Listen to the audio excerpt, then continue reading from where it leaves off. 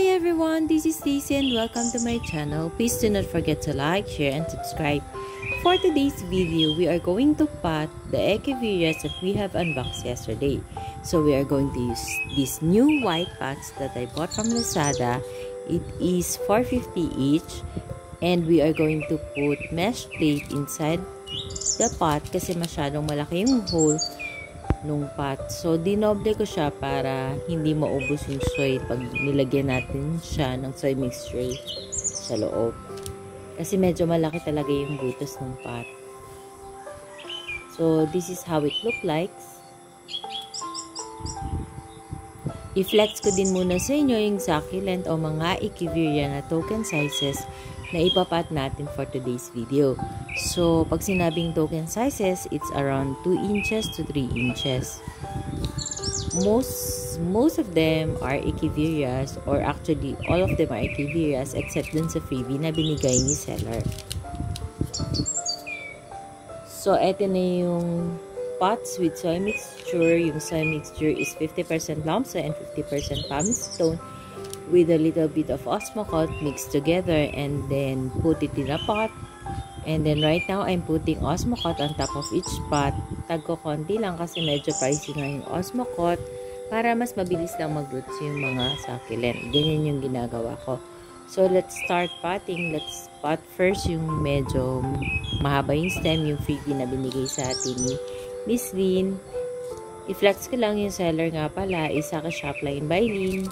You can visit her FB page and follow her. So, pasensya na kayo, medyo gumagalaw yung camera. Mahangin kasi. Madali lang naman siyang ipat kasi echeveria nga siya. Most of them walang stem. Kung meron man siyang stem, we are just going to cut it para mas madali siyang ipat. Basta yung soy mixture na ginamit ko is very dry. Hindi ako nagmo-moist, unlike dun sa other vloggers na nagmo-moist sila. Yung kasi, iba-iba kasi yung vlog ng mga vlogger kasi iba-iba rin yung nag-work para sa amin. At tulad sa akin, hindi nag-work yung moist. Mostly, pag nag-moist ako after potting or before potting, nagsistem rat yung succulent na tinatanim ko. Pero merong mga vlogger na pag minoist nila, mas madaling mag-root. So, you have to consider sa area nyo kung ano ba yung nag-work para sa inyo. You have to try mag-moist and you have to try na dry.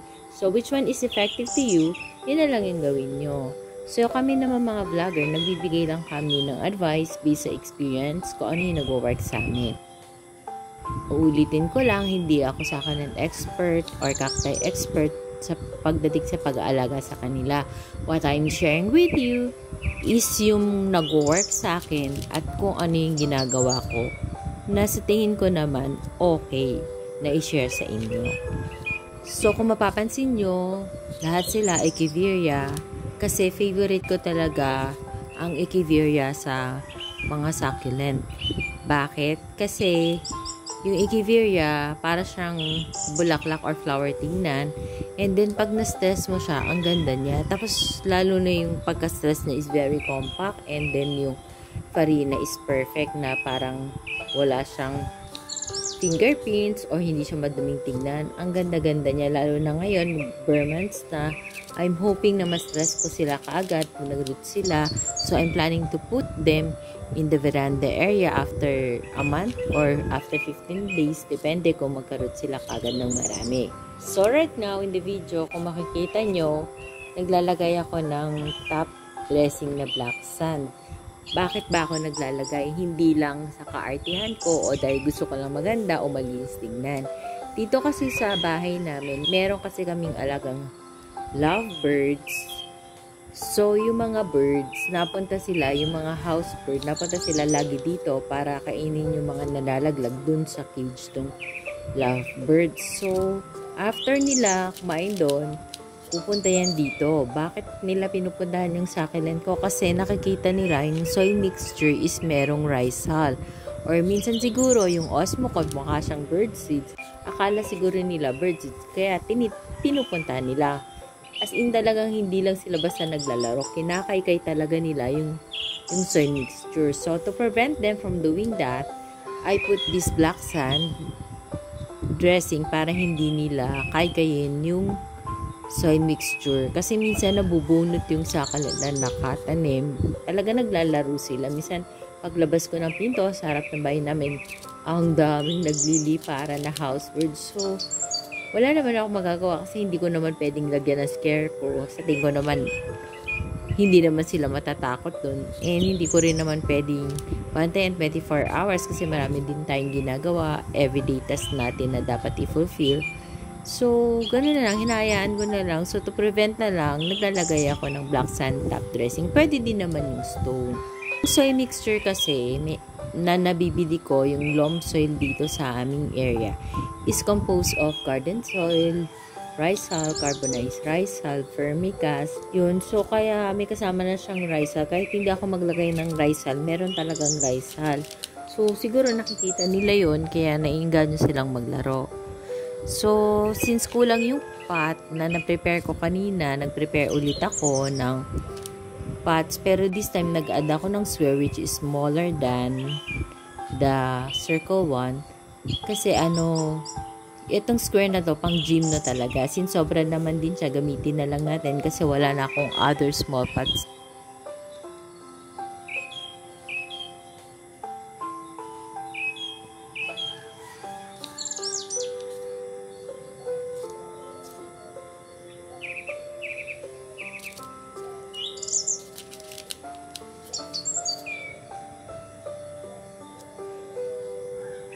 Natin tingnan yung mga napat natin. I-flex ko lang ulit yung seller sa Shopline by Lynn. Ito yung FB page. Please follow and check her page. So, let's have a final and a closer look of each Echeveria that we have unboxed yesterday and we have potted today. Enjoy watching!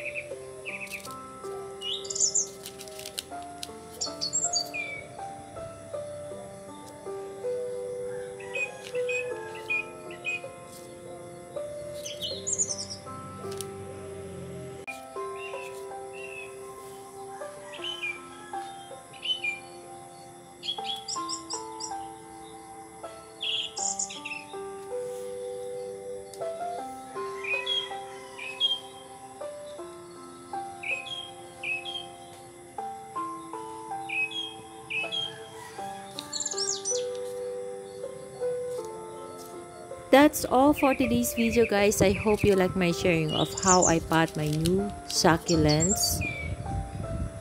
Thank you for watching. Please do not forget to subscribe and share my video to your family, friends, and relatives. Bye for now. God bless us all. See you on my next video. Bye.